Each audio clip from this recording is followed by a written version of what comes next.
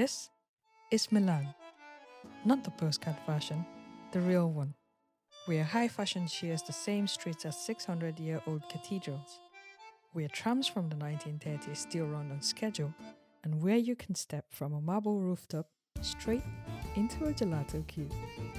This trip wasn't about rushing, it was about moving at Milan's pace, intentional, layered, and unapologetically stylish. So come with me to explore this wonderful city, exactly as we experienced it. Walking through Milan, one thing becomes immediately clear. This city is built in layers. Its roots stretch back to Roman times, yet everywhere you look, different eras sit comfortably side by side. From Gothic grandeur, Renaissance harmony, neoclassical order, and even the modern glass and steel, all sharing the same streets.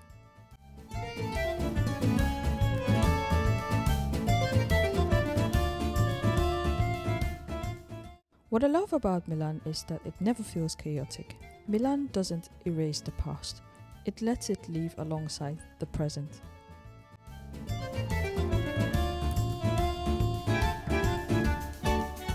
After checking in and taking a short nap, we decided to head to the heart of the city, the Duomo di Milano.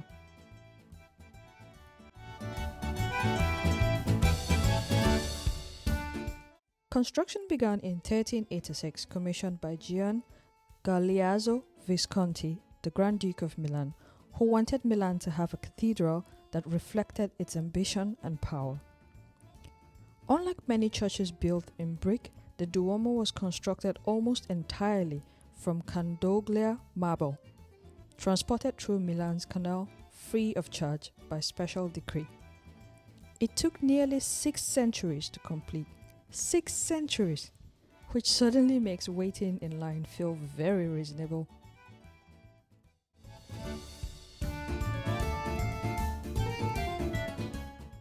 We booked a combo ticket fare Get Your Guide, starting with the terraces and descending into the cathedral. The ticket includes elevator access to the terraces, which I highly recommend, especially in the summer. From the rooftops, you are surrounded by over 135 spheres and 3,400 statues, making it one of the most intricately sculptured buildings in the world.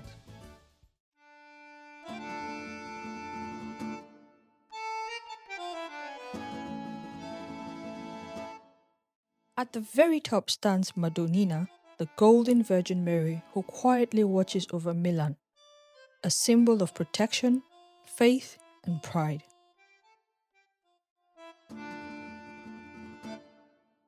Descending into the cathedral, the atmosphere shifts immediately. The pillars stretch impossibly high, the marble floors restored across centuries, forming intricate mosaics beneath your feet.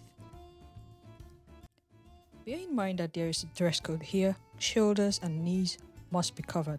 And if you'd like to say a prayer or light a candle, you definitely can. A small donation is welcome, but it is never compulsory.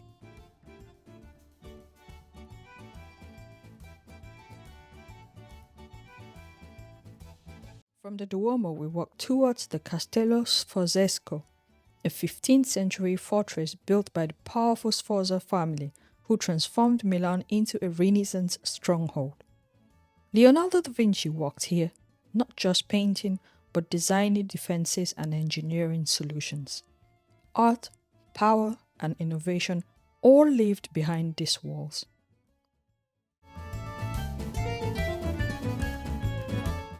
Unfortunately, there was a ticketed event that day. Queues were already forming, and with the heat and humidity, we made a very logical decision. Gelato.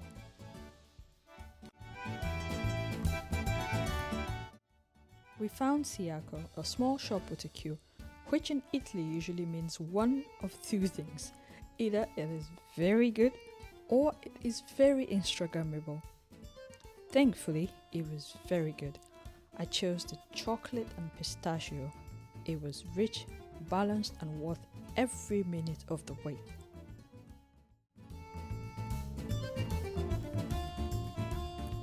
The two began at Galleria Vittorio Emanuele II, right beside the Duomo. Built between 1865 and 1877, this wasn't just a shopping arcade, it was a symbol of a newly unified Italy. Named after Italy's first king, the Galleria was designed to represent progress, elegance, and national identity. When you look down at the floor, you will see mosaics of the coats of arms representing Italy's major cities: Rome, Florence, Turin, and Milan. The most famous is the Bull of Turin, and tradition says spinning on its scrotum anti-clockwise 3 times brings good luck. Judging by how many people were doing it at any given time, it's safe to say Milan is a very hopeful city.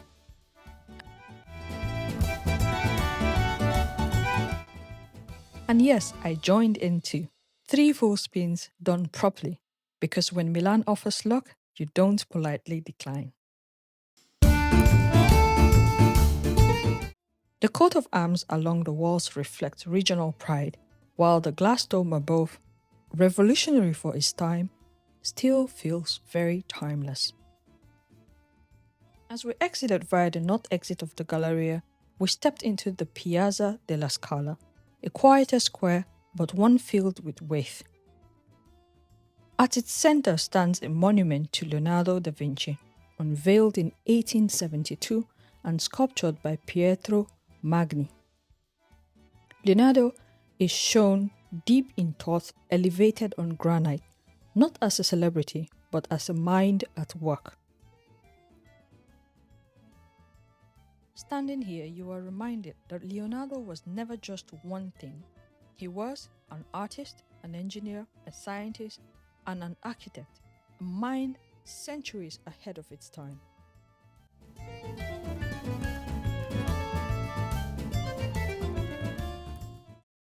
At the base, there are 4 of his pupils, a reminder that genius doesn't exist in isolation. It teaches and it multiplies.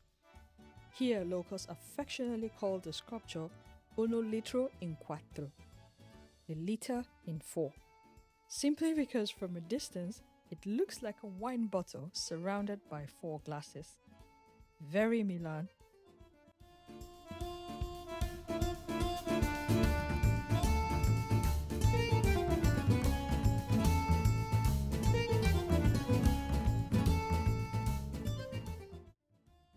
Just steps away is one of the most exciting stages in the world. Opened in 1778, La Scala is one of the most prestigious opera houses in the world, a place where excellence isn't celebrated, it is expected. We bought tickets on site for €10 per person, though prices may vary online.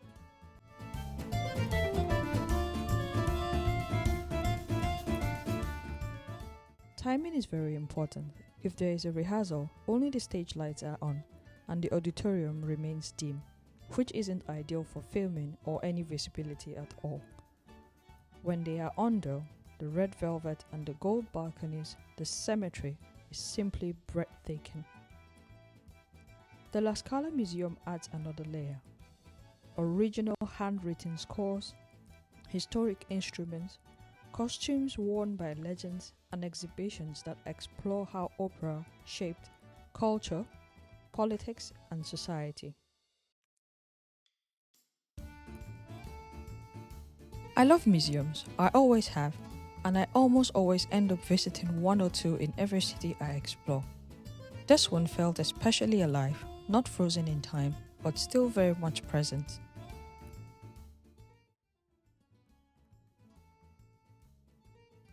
Day 3 began aboard one of Milan's historic trams, some over 90 years old, still running daily.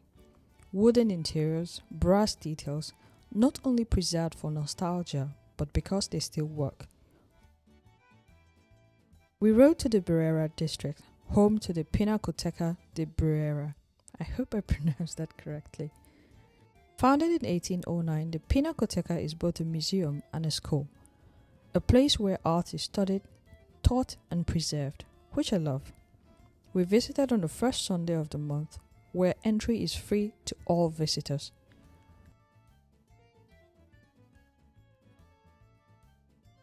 In the courtyard stands Napoleon as Mars the Peacemaker, a reminder of how closely art and power have always been linked. Inside, the gallery unfolds slowly. Almost immediately as you walk in, you are confronted by marble power, a monumental sculpture of Napoleon commissioned from Antonio Canova. Although the image didn't sit well in France, here in Italy, its classical idealism was admired. Installed in 1809 to mark the opening of the completed Pinacoteca. One piece that truly stopped me was by Gentile and Giovanni Bellini. Gentile began the canvas, and after his death, his brother Giovanni completed it. It depicts St. Mark preaching in Alexandria. Set in fabled Orient, a sultan, an obelisk, Western dresses, all sharing one imagined space. The layering of the color and the light felt like watching Venus breathe on canvas. The gallery also explores the restoration of Leonardo's Last Supper. Almost immediately after its completion, the painting began to deteriorate. Early restorations caused damages, so modern conservators turned to science, studying pigments, materials, and technique. What remains isn't perfection, but care, centuries of hands trying to preserve its genius. The original is housed at Santa Maria delle Grazie, and tickets sell out months in advance. I tried for over 2 months with no luck. So if this is on your bucket list, I strongly advise that you book as soon as humanly possible. Slots open up occasionally on their website, or you can try third parties as well. But bear in mind that the cost may vary from the original site to the third party sites.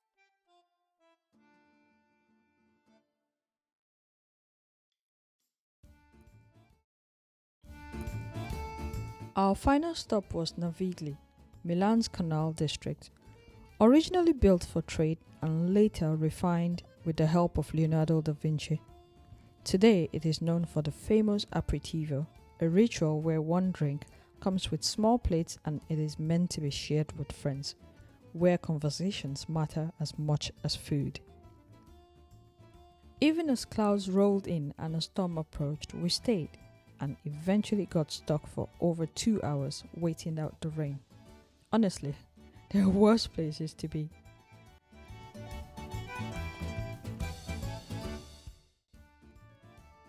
Dinner was at Aroma, a cozy Asian restaurant we found close to our hotel, with very delicious tea and warm noodles.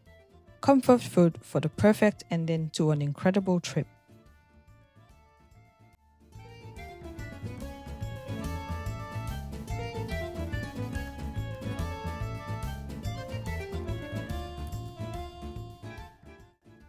One thing I learned about this city: Milan doesn't ask to be admired, it assumes you will notice.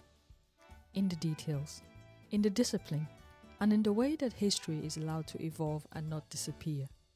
From marble spheres to opera halls, to canals, and even to its galleries, the city is built on legacy and lived fully in the present. Until next time, Milano, I had a wonderful time.